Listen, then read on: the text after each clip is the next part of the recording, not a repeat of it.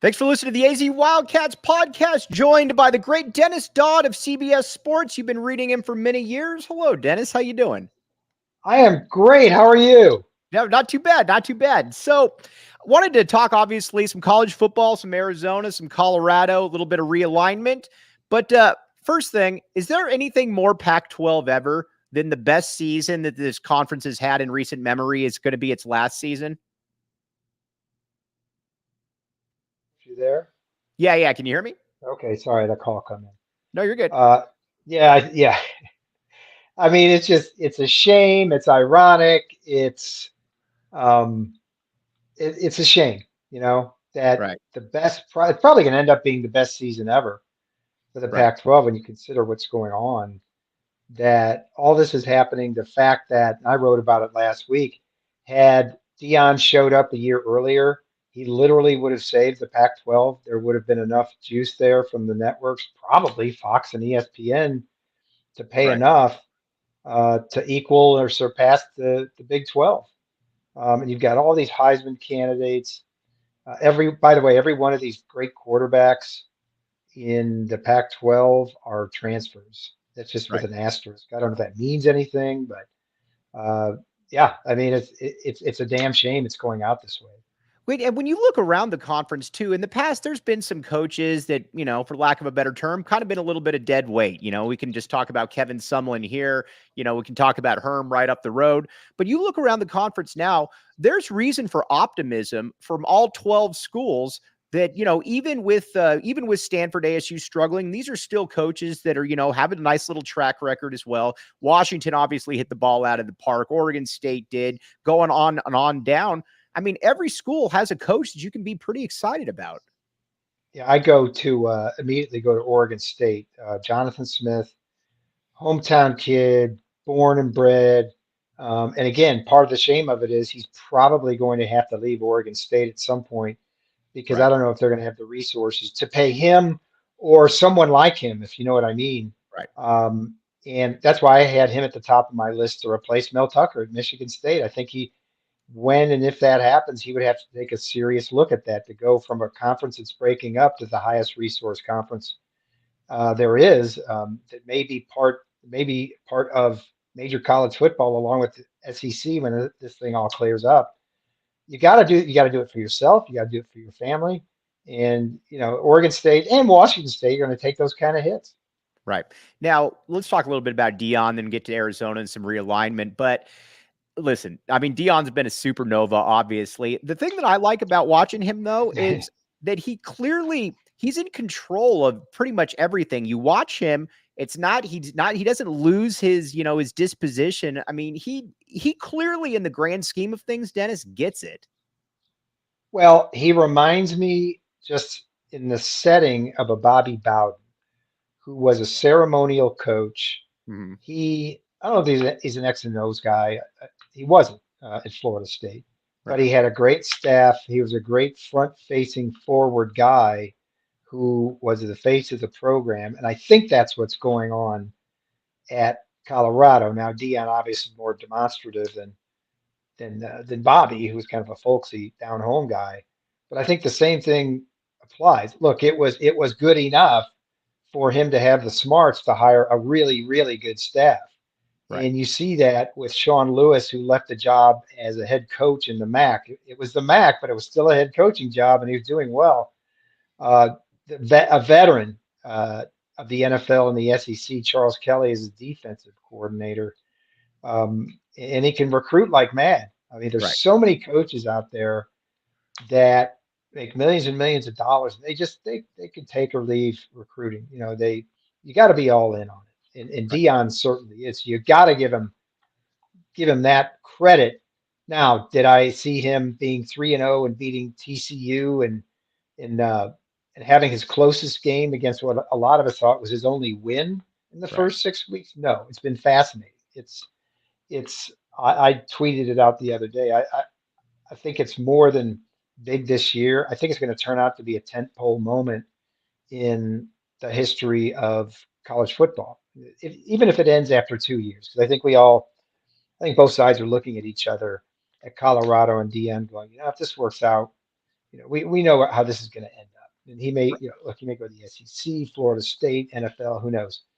But as long as this lasts, you're going to have record ratings. You're going to have Big Noon. You're going to have game day. It's fascinating. Right now, and then you look at Shadur as well. I mean, he was kind of the X factor in all of college football coming into the season. I don't think anybody had any idea quite what to expect. And Dennis, I mean, he's surpassed all expectations as well. Yeah, well, we knew he could play Right, because he had been recruited by everybody, by four-star kid. Georgia, Alabama, Florida, name a school, name it an FBS Power Five school. He'd been recruited by them. So we knew he could play. We had a sample of what he could do at Jackson State. Now, facing the defending Big 12 champions who just played for a national championship on their place in 100-degree temperature in his Right, first game against the Power Five, no way. No way. And then to watch him play subsequently against Nebraska and Colorado State, he's going to be a high draft choice. He's got the arm, he's got the smarts, he's got the mobility. Without Travis Hunter, I can name some of the Colorado receivers, but I bet a lot of people can't. right. And that's going to be the Patrick Holmes effect, where he is so good, he's going to lay it in there, and that's why I think gives him a fighter's chance against Oregon. Yeah, for sure. Now let's talk a little bit about Arizona. Obviously, down here, not quite the story that Colorado is, but Yeah. Jedd Fisch, when he was hired, he inherited an absolute mess, obviously, and he said, "You know what? We're going to build this up We're going to build this up from the ground up." Brought in a top Yep. 25 class. So far, I mean, you've got quite a few NFL players on the team. You bring in a 5-star wide receiver in Teteroa McMillan. You've got the #1 rated defensive end in the country committed to you next year. This is something that I don't think a lot of Arizona fans saw happening. Again, not making it out like they're the best team in the world, but there's some excitement down here, Dennis, for the first time in quite a while for Arizona football. Yeah, he's building something. I think this is going to translate well to the Big 12, which at first glance going forward, I don't know if there is a dominant team. I think the door is open for people to make some strides. And I think, Arizona is right there. Jaden DeLora, like, we knew he could play, but now Jed has something to go around him.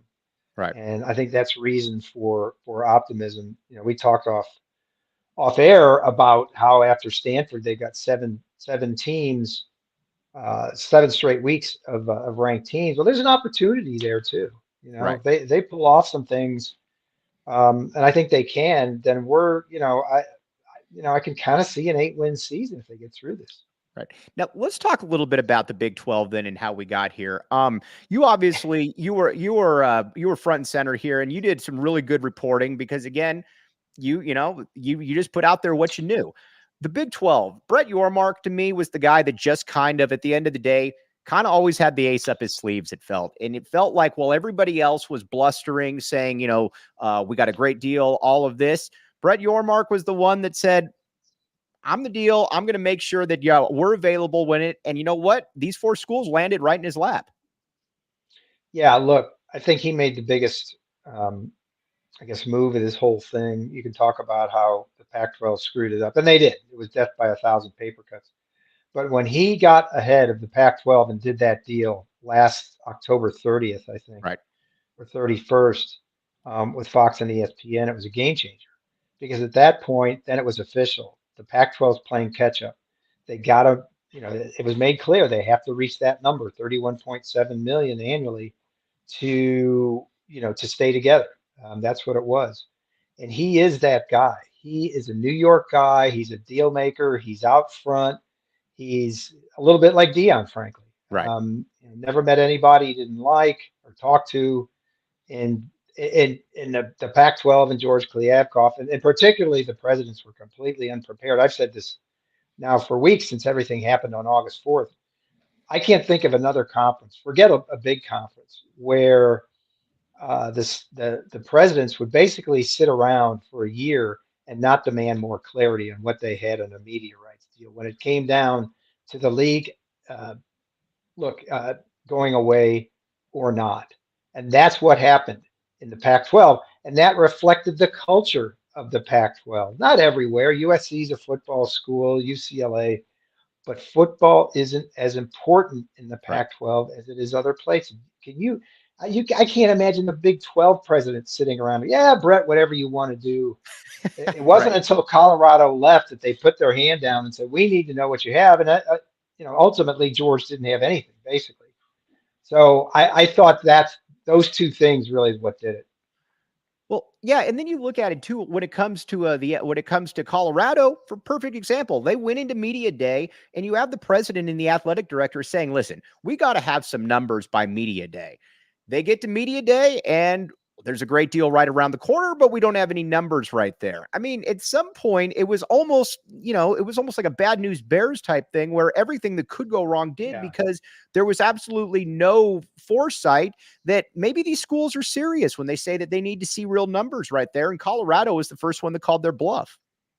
I was talking to people in the industry uh, for a year as Mm-hmm. this went on, and to a man and woman, women, they said either George has something up his sleeve that none of us know about, or he's got nothing. And it Right. turned out he had nothing. Um, Right. in the end, I mean, basically nothing. And these people were saying that without saying it.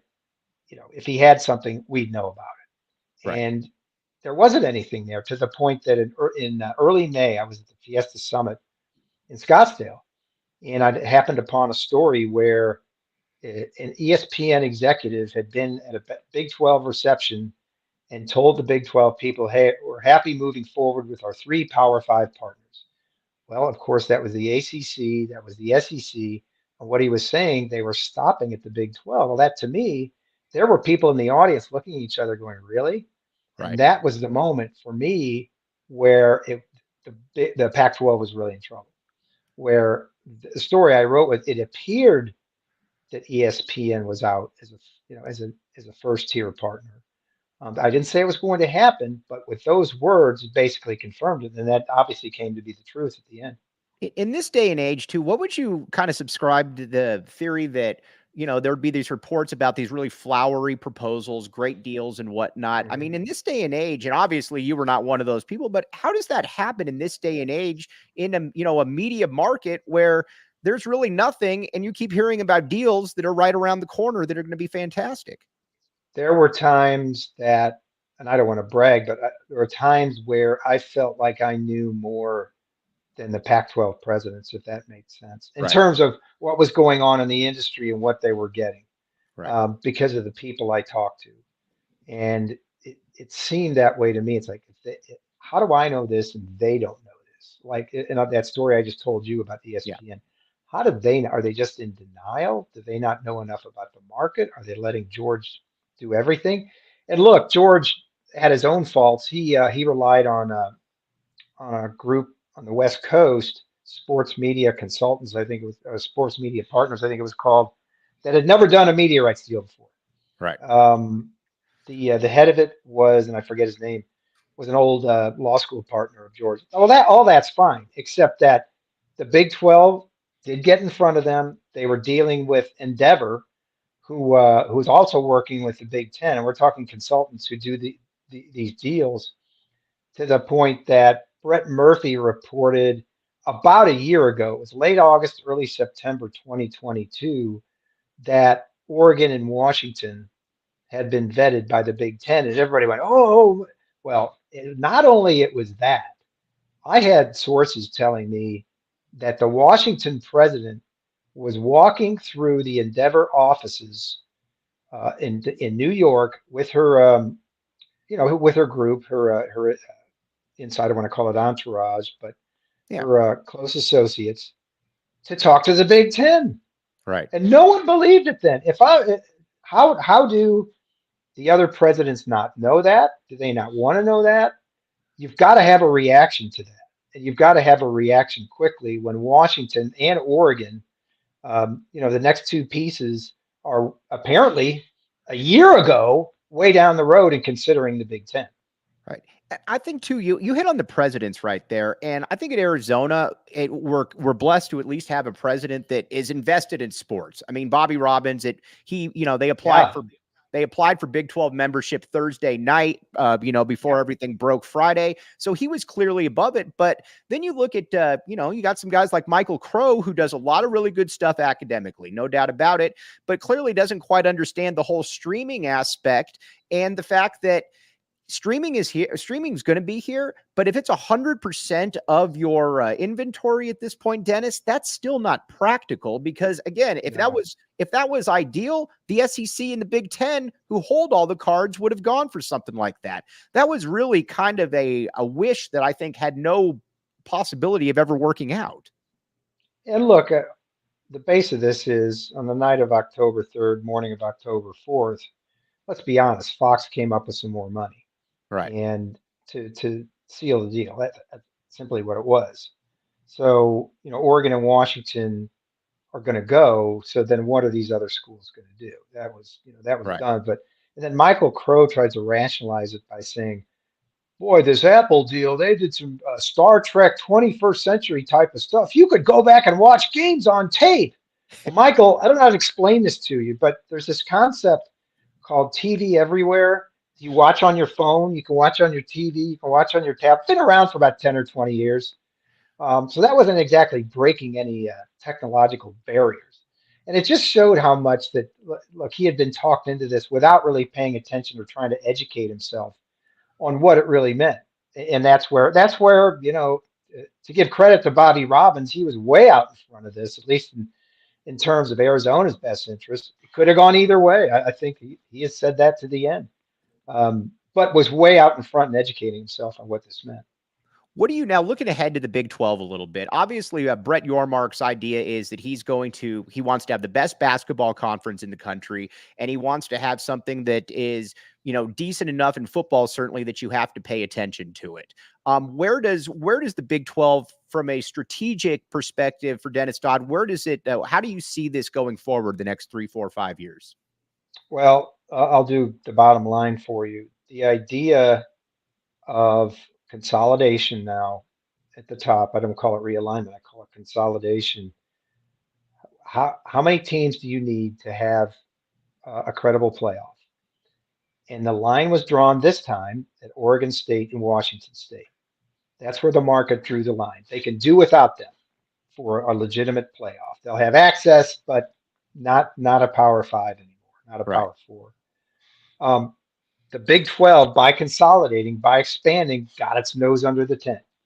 It backfilled. It did much of what the ACC did. There was a clause in the ACC contract that says if you go below 15 members, then ESPN can renegotiate the deal for obviously a lower number. That's what the Big 12 was doing. So it has solidified itself for, I don't know, the next 5 years. The deal is 7, maybe the next 5. I can't predict when the next round of realignment is going to come. But I think the next round is going to go something like this. Alabama is going to wake up one day and ask themselves, why is Vanderbilt making the same amount of money we are? Right. Michigan's going to wake up and say, why is Northwestern making the same amount of money we are? So I think it's going to go like that. And so if you're the Big 12, you want to be one of those teams that is in the mix.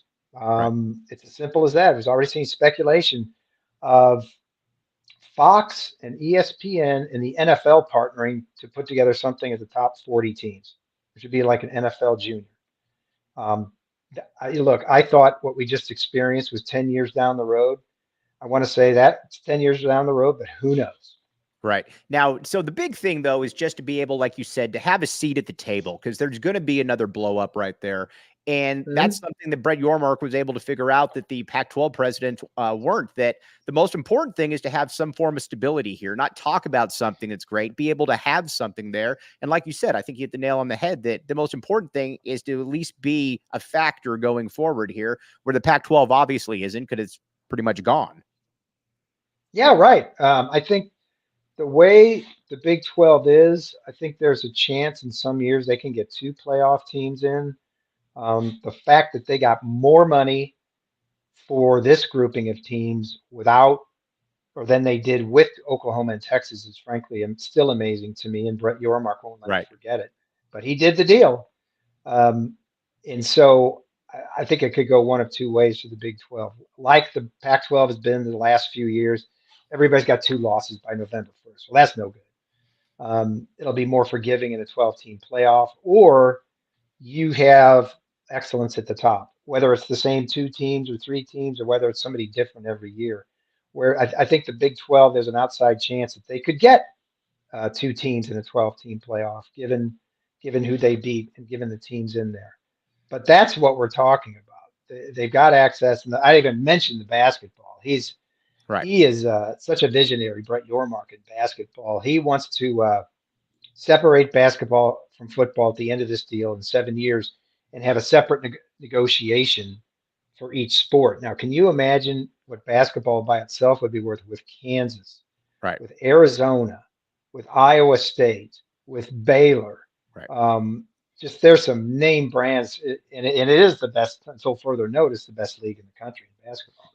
All right. Now, before we sign off here, and again, really appreciate your time. What do you see happening with Oregon State and Washington State? Is this are they going to join the Mountain West? What would you, if you could look into your crystal ball, what do you see happening there? Yeah, I think that'll happen eventually. They've got this temporary restraining order, and that might take months to work out, where the 12 presidents can't meet as one to decide anything. I think that particular issue will be a negotiation, how to split up the revenue left over from the Pac-12, and eventually Oregon State and Washington State will end up in the Mountain West. What it's called, I don't know. People want to call it. Do they bring that brand with them? Well, I've had people tell me that's rife with possibilities, or bad possibilities, because that Pac-12 name is being sued by at least 3 different people that I know. Right. Do you even want that name? That's a one thing. And then, they've got to get there, and they've got to play somewhere. The other thing is, people aren't thinking about is scheduling. It seems like I talked to Pat Chun at the AD at Washington State, and I said, what's the drop dead for you guys doing scheduling? And this is earlier in the month, and he said yesterday. It's fairly easy. Well, it's not fairly easy with football, because you've got to drop non-conference games that were in there. You've got to get other things in there. The Pac-12 played 9 conference games. I believe the Mountain West only plays 8. So you've got to account for that. You got to do basketball. You've got to do the travel for all the minor sports. So that's not something that, can it be done? Yes, but we're way beyond, I think, some sort of soft deadline for that. So they got to get something done pretty quick. Right. It's not something you can just do in the next couple weeks and say, yep, we got everything done. Right. All right. He's the great Dennis Dodd from CBS Sports. Dennis, really appreciate your time, giving us some of your knowledge. You were an oracle of great reporting throughout realignment, and we really appreciate you as always, my guy. All right. You got it. Thanks so much. All right. That's Dennis Dodd from CBS Sports. Thanks for joining us. All right. We're going to digest quite a bit of what Dennis said there, because there was obviously a lot, but let's get to a couple reads here first. BetMGM. All right. Here's the deal. Sign up for BetMGM, use bonus code PHNX, and place your first BetMGM sportsbook wager through the BetMGM Sportsbook mobile application of at least $10, and you will receive $200 instantly in additional winnings, regardless of your wager's outcome. Again, we've been telling you day in and day out, take Arizona with the over right there. Take Arizona win the over of the 4.5, and you will thank me later. Let's hear Shane Diefenbach with the disclaimer. Problem? Call 1-800-GAMBLER. Colorado, D.C., Illinois, Indiana, Kansas, Louisiana, Maryland, Mississippi, New Jersey, Nevada, Ohio, Pennsylvania, Tennessee, Virginia, West Virginia, Wyoming. Call 877-8-HOPE-NY or text HOPE-NY 467-369 New York. Call 1-800-327-5050 Massachusetts. 21 plus to wager. Please gamble responsibly. Call 1-800-NEXT-STEP Arizona. 1-800-BETS-OFF Iowa. 1-800-270-7117 for confidential help Michigan. 1-800-981-0023 Puerto Rico in partnership with Kansas Crossing Casino and Hotel. Visit BetMGM.com for terms and conditions. U.S. promotional offers not available in D.C., New York, or Ontario. All right, again, like I said, you got to take the over of the Wildcats. Keep doing it right there. Back the A. We're going to get to, we're going to talk a lot more Big 12, and we're going to talk some Arizona hoops as well. But also, one last one, though. Right here, Dennis Walsh says, when was the last time Dennis Dodd went to Circle K? That is a great question. I should have asked him that, but here's the deal. Join the Inner Circle for free by downloading the Circle K app today. Terms and conditions apply at participating locations. Visit CircleK.com for details. All kinds of good stuff at Circle K. Check it out. All right, all the Back the A folks in here. Appreciate you all as always. All right, Dennis Dodd gets it. during a lot of the realignment reporting, there were a lot of fantasies that being thrown out there. And like Dennis said, he was told by people across the board that this was either going to either George Kliavkoff had something up his sleeve or he had absolutely nothing. And I think he put it very well when he said he had absolutely nothing. And that's why we were at the point where we're at now. And then get into Brett Yormark. We got to talk about Brett Yormark here for a minute because, again, this is a commissioner that gets it. This is a conference commissioner that gets it. His idea about basketball and being able to separate that from football, I think, is very intriguing right there, especially when it comes to U of A basketball, like he talked about, a name brand right there. That's something that is I think it is very enticing. But again, I think the president had a huge part to do with this. And Michael Crow, we're going to use that as a short right there, Jacob, because that was absolutely fantastic. But a big part of it is that the Pac-12 behaved itself into this situation. There's really no other way to put it. And that's why Arizona is going off to the Big 12. Now, talking about the Big 12, I think Arizona is a very good fit in the Big 12 for football and for basketball. And a big part of it, too, like Dennis said, is when you've just got to have a seat at the table. And with the playoffs expanding now, you could probably get 2 teams in there at the very least. And I think that is a big part of it. But again, more so than anything, having a seat at the table is a big part of all of this right here.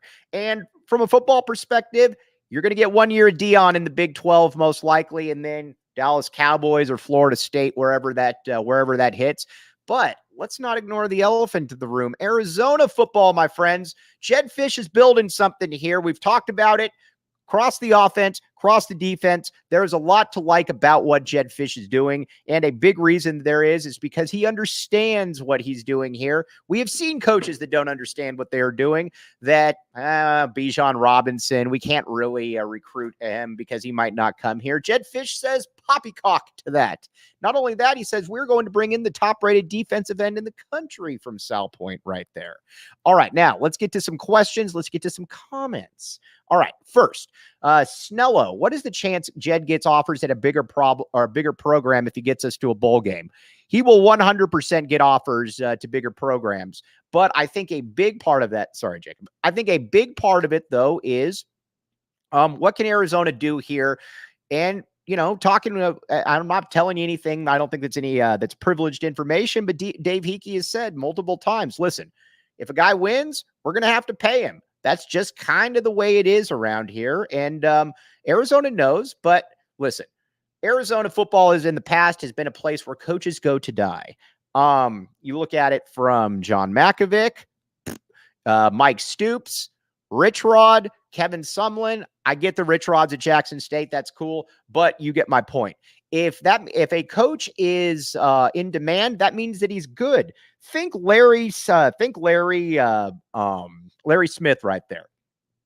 Again, when USC comes calling, you probably got a pretty good coach right there. Not only do you have a pretty good coach, you probably got a guy who understands the grand scheme of things. So again, if schools come searching for Jedd Fisch, that is a good thing because that means that Jedd Fisch is doing some really good stuff right there. Also, what's a good thing is pins and aces. All right, now you might say, Mike, you got to look cooler. You'd be right. The main reason that I could be cooler right now is pins and aces. Check out pinsandaces.com and use PHNX to receive 15% off your first order and get free shipping. That's pinsandaces.com. And again, the official golf apparel of PHNX and ALLCITY. Check it out, Pins and Aces. And Fubo TV. Then we're going to get to some Arizona basketball here and what it means in the Big 12. Fubo TV. All right, here's what's great about Fubo TV is you can basically, with all college football and the NFL, it's here. You can get it with Fubo. Go to www.fubotv.com/PHNX to sign up for 15% off your first month of Fubo Pro. College football, NFL, US Open, you name it, Fubo TV has it. You will thank me later for it.